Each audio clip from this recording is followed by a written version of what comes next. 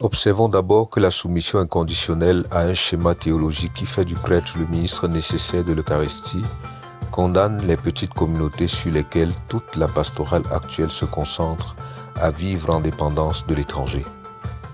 Ce schéma conduit à une voie qui privilégie le modèle clérical de la présidence de l'Eucharistie.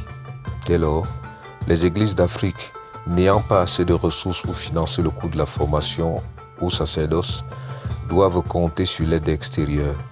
Celle-ci est double, humaine et économique.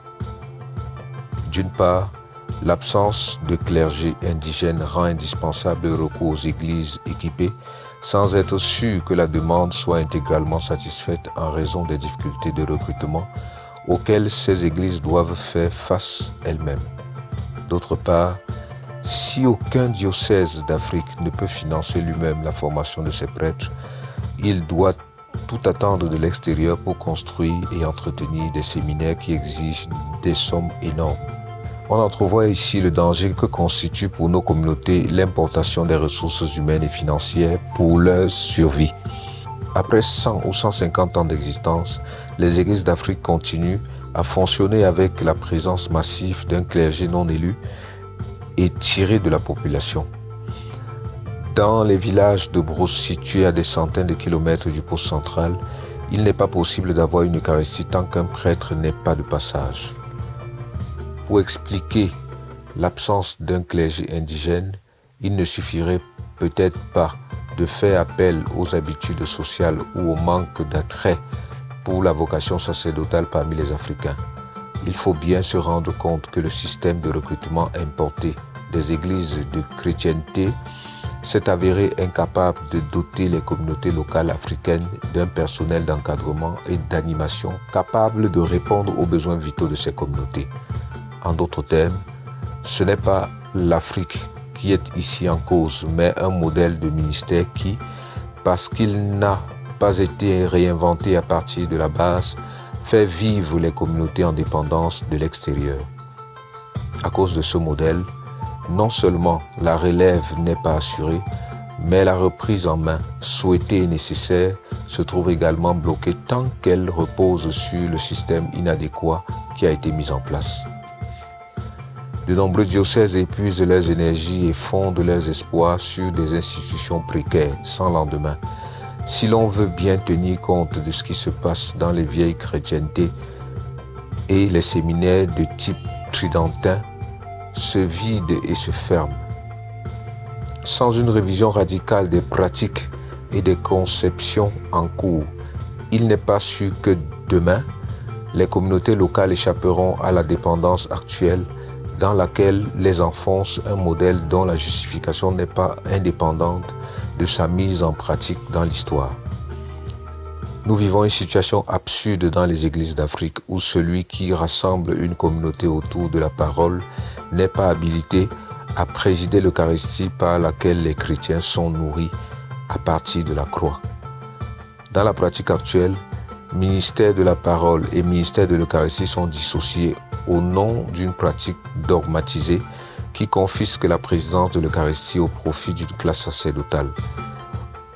On voit à quel point l'idée qu'on se fait du ministère de l'Eucharistie justifie une importation massive du clergé expatrié pour la suivi des communautés locales.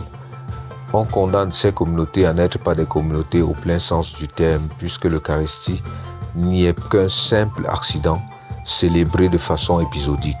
Plus précisément, on ne cherche pas à transformer un système qui produit des effets dommageables, mais on cherche à le reproduire.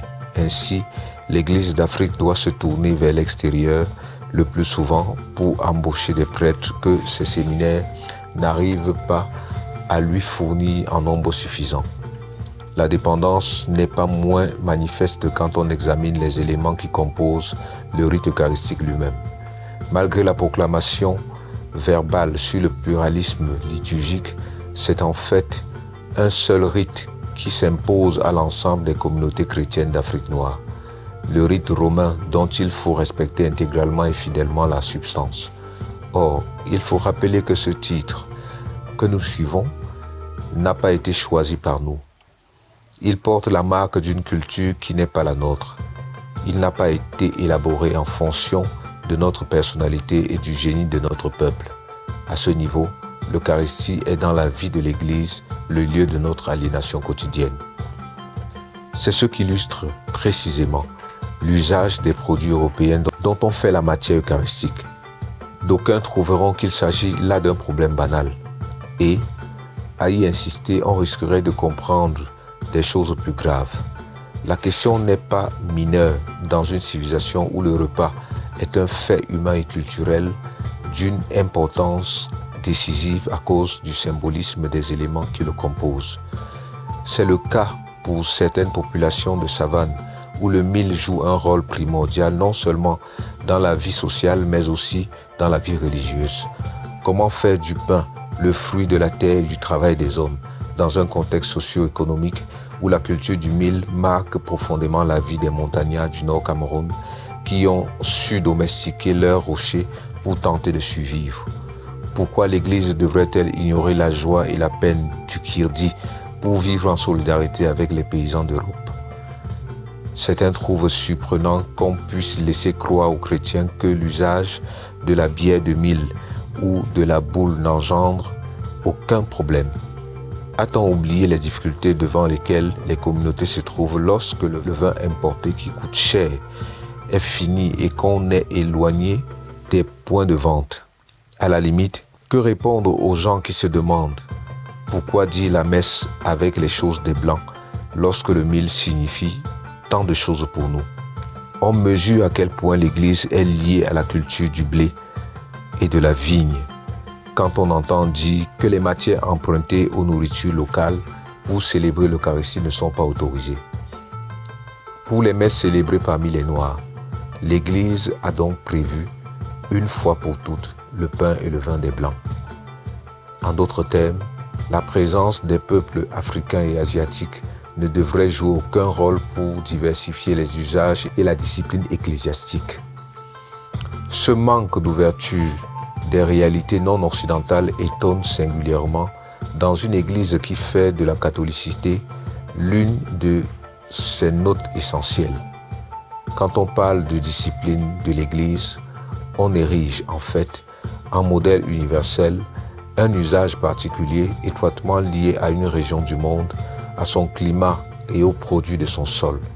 La façon dont on écarte les produits locaux en Afrique relève les difficultés d'un christianisme qui se trouve mal à l'aise dès qu'il s'agit de renoncer à une manière d'exister propre aux Européens. Le drame, c'est qu'en célébrant la résurrection de Jésus, l'Église, dans sa pratique eucharistique actuelle, révèle notre aliénation par un monde qui nous impose ses produits jusque dans la liturgie où s'actualise notre rédemption. Le christianisme valorise à ce point les choses des Blancs que le pain de froment et le vin de la vigne doivent être les seules espèces eucharistiques concevables pour l'ensemble de la catholicité.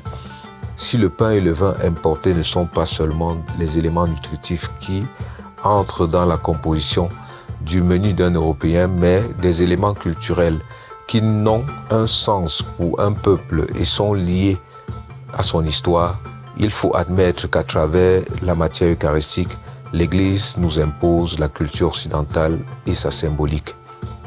Le cas de l'Eucharistie révèle donc la domination au cœur de la foi vécue en Afrique, au sein d'un christianisme qui se refuse à s'incarner dans l'existence de nos peuples. Dans une question qui ne relève pas du dogme, mais de la pure discipline, ne pas admettre la possibilité de célébrer l'Eucharistie avec d'autres céréales que le froment dans les régions où le blé n'est pas cultivé, c'est condamner les communautés à célébrer le salut en Jésus-Christ en dépendance de la culture méditerranéenne. L'étrangeté foncière des produits qu'on nous impose éclate dans le fait qu'ils ne sont généralement pas traduits dans le canon de la messe. Ici, l'Église d'Afrique, comme dans d'autres domaines, parle une sorte de créole chrétien.